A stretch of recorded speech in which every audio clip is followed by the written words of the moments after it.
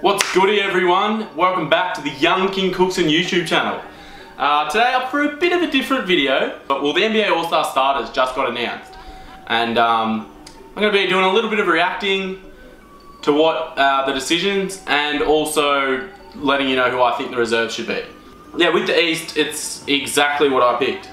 Kyrie, Kemba, Kawhi, Giannis, Embiid, with Giannis obviously being the captain. And yeah, no complaints at all. I'll go through who I think the reserves should be for the Eastern Conference. Starting off, I got Ben Simmons. I reckon he's been having an elite year. Over the last couple of weeks, he's been averaging a triple-double. Philly, they're clicking together. He's doing real well, so I had him. Victor Oladipo, and he's going to be out for the rest of the season with a knee injury, which is pretty brutal because him and the Pacers are doing real good. But Oladipo, I'm going to say from what he's done so far, I still think he deserves to be named a reserve. Even though his points were down, he's just been playing good ball. He's a good playmaker. He's been getting other guys involved. Him causing double teams from the other team has been, you know, the best thing for Bojan Bogdanovic's career, because he's having a career season because all the tension's on Victor. Jimmy Butler started the season a little bit slow, and I think people, with all the drama around, people have forgotten how good he's actually been this season. But since coming over to Philly, when he was first there, Philly was struggling a little bit. They were saying, you know, Embiid wasn't getting enough touches, but I think they're starting to click. And yeah, I've got three Philly guys with Embiid, who's already been named, and Simmons and Jimmy Butler off the bench in the East. That three-headed monster in Philly is going to do bits this season, and I think they'll go deep in the playoffs when they start clicking, which they look like they already have. As of recording of this, they beat the Spurs yesterday and they absolutely blew out the Rockets the day before. So it's looking good for them. I've also got Blake Griffin. I think Blake Griffin's been awesome this season. Again, his playmaking ability is real good for the big fella. He has cold nights where he's just a bit off, but when he comes out and brings it, which is more often than not, he's definitely all-star caliber, for me anyway. I also have one of the most underrated players in the league, Nikola Vucevic. He started the season off like a house on fire. No, he started the season off really well. Slowed down a little bit in the recent weeks, but I still think he's done enough to deserve a spot off the bench. The last two spots, I had Kyle Lowry, who in the first month of the season, I probably had him top 3 MVP. He got real cold and struggled a little bit in the middle patch of the first half of the season. And lately he's been really picking it up again and playing some good ball. So I think he definitely deserves a spot off the bench. And the last spot, Bradley Beal. Since John Wall's gone out, Bradley Beal's been killing it. He's been shooting the ball well. I think he just plays better without Wall. He was doing good with John Wall, but when it's his team, I really think it's good. Although I think the Lakers should try and get him, because I think that's a good fit in next to LeBron. The Western Conference, the team that was announced was Steph Curry, James Harden, Paul George, LeBron James, Kevin Durant. Now, I had all of that team except I had Anthony Davis in instead of Kevin Durant. I'm not complaining because Durant, obviously, superstar, and you know, he deserves to be an all-star starter, but I don't know, I just think Davis, what he does every night compared to what Durant does every night, I don't know, I would have had Anthony Davis. But I'm so glad that they had Paul George in there. I was thinking that they would have had Davis in, and I thought Paul George was going to be out.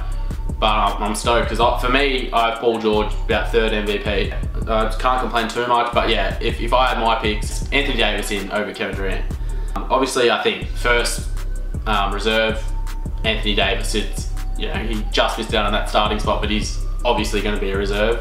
Next, I had Damian Lillard. Lillard's probably, for me, top 10 MVP at the moment. But yeah, playing in the same conference as Curry, it's going to be tough to get a starting spot in the All-Star. Another guy, I had Klay Thompson.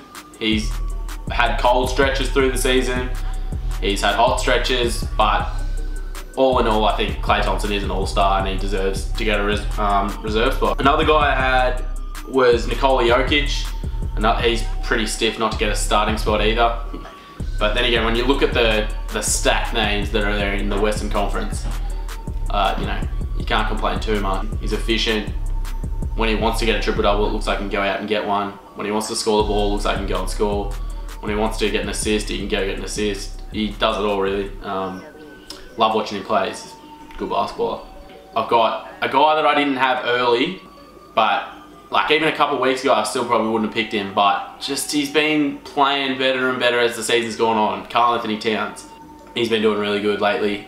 That Minnesota team's been doing pretty good lately, so yeah, I have him making it. DeMar DeRozan.